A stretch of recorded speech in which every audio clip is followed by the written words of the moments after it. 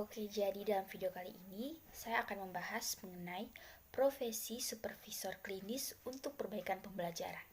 Seperti yang kita ketahui di bab sebelumnya, kita sudah mempelajari mengenai supervisor dan supervisi.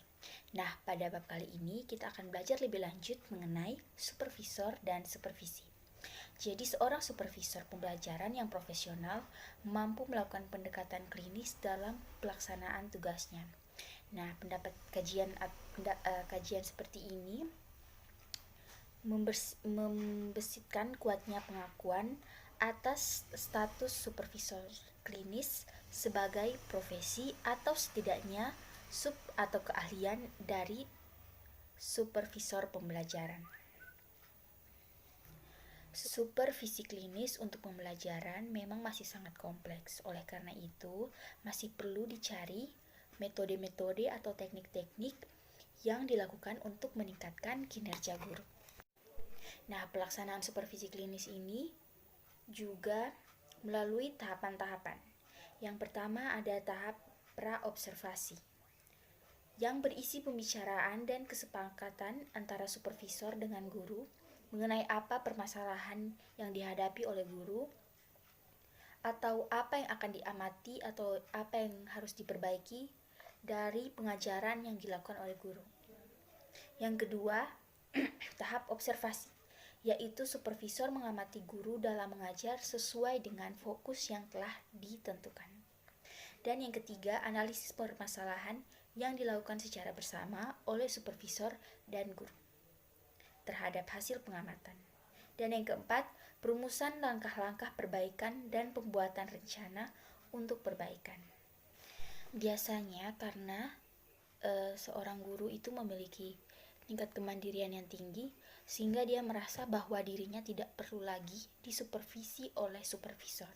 Namun, supervisor juga merasa memiliki hak dalam melakukan supervisi terhadap guru tersebut.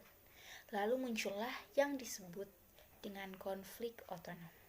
Jadi, konflik otonomi ini muncul sebagai kewenangan dengan otonomi sebagai persepsi atas kemampuan. Selanjutnya saya akan membahas mengenai definisi supervisi klinis. Nah, supervisi klinis adalah bantuan profesional kesejawatan oleh supervisor kepada guru yang mengalami masalah dalam pembelajaran agar yang bersangkutan dapat mengatasi masalahnya dengan menempuh langkah yang sistematis dimulai dari tahap perencanaan, pengamatan perilaku guru mengajar, analisis perilaku, dan tindak lanjut. Supervisi klinis adalah proses bantuan atau terapi profesional yang berfokus pada upaya perbaikan pembelajaran melalui proses siklikal yang sistematis dimulai dari perencanaan, pengamatan, dan analisis yang intensif terhadap penampilan guru dengan tujuan untuk memperbaiki proses pembelajaran. Selanjutnya mengenai karakteristik supervisi klinis.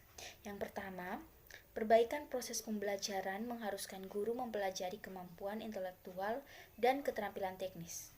Supervisor mendorong guru berperilaku berdasarkan kemampuan intelektual dan keterampilan teknis yang dimilikinya. Yang kedua, fungsi utama supervisor adalah menginformasikan beberapa kemampuan dan keterampilan. Seperti yang pertama, kemampuan dan keterampilan menganalisis proses pembelajaran berdasarkan hasil pengamatan. Yang kedua, kemampuan dan keterampilan mengembangkan kurikulum, terutama bahan pembelajaran. Dan yang ketiga, kemampuan dan keterampilan dalam proses pembelajaran. Yang keempat, kemampuan dan keterampilan guru melakukan evaluasi dan tindak lanjut. Karakteristik supervisi klinis yang ketiga berfokus pada yang pertama, perbaikan mutu proses dan hasil pembelajaran, perbaikan kinerja guru pada hal-hal spesifik yang masih memerlukan penyempurnaan, dan upaya perbaikan didasari atas kesepakatan bersama dan pengalaman masa lampau. Yang kelima mengenai urgensi supervisi klinis. Yang pertama, menghindarkan guru dari jebakan penurunan motivasi dan kinerja dalam melaksanakan proses pembelajaran.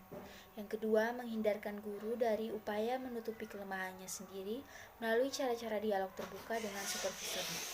Yang ketiga, menghindari ketidakadaan respon dari supervisor atas praktik profesional yang telah memenuhi standar kompetensi dan kode etik atau yang masih di bawah standar. Yang keempat, mendorong guru untuk selalu adaptif terhadap kemajuan iptek dalam proses pembelajaran. Jadi dalam supervisi klinis ini mempunyai beberapa tujuan. Yang pertama, menjaga konsistensi motivasi dan kinerja guru dalam melaksanakan proses pembelajaran.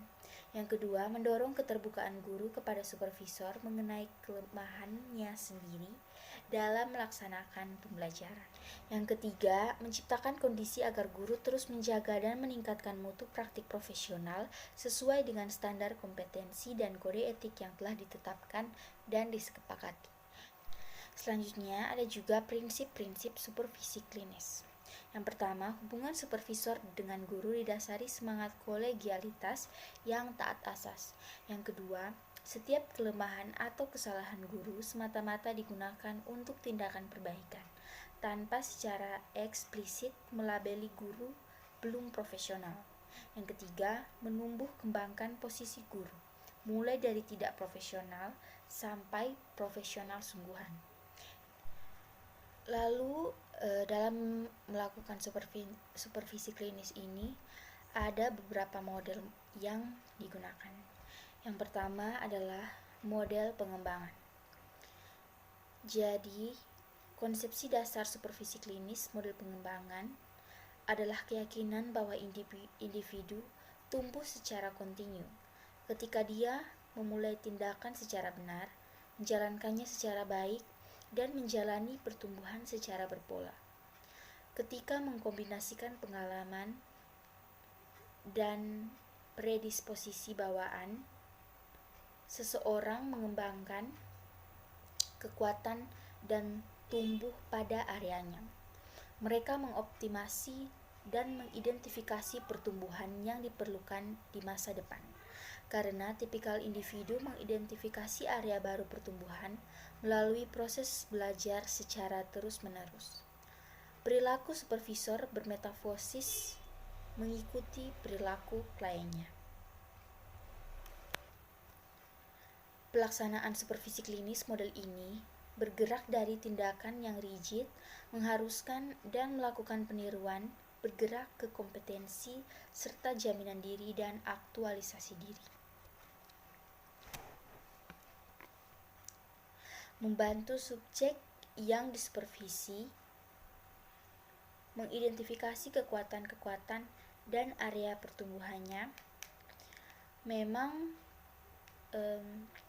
memungkinkan mereka bertanggung jawab bagi pengembangan sepanjang hayat dengan atau tanpa bantuan ahli terapis atau supervisor. Yang kedua adalah model terpadu.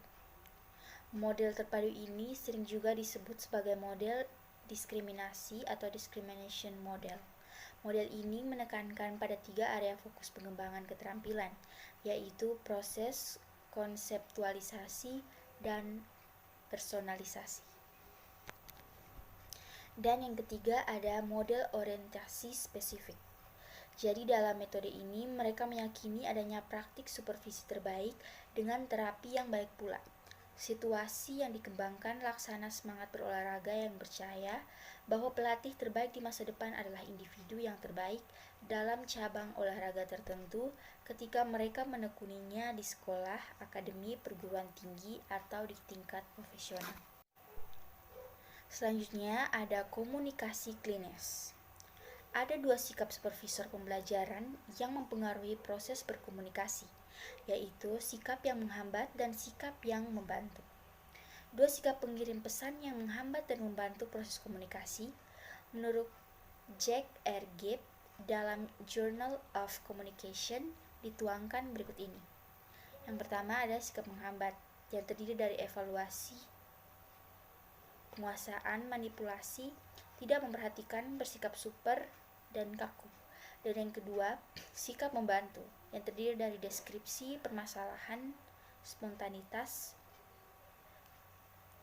memberi perhatian, menyamakan diri, dan luwes. Sekian pembahasan materi dalam bab ini. Terima kasih.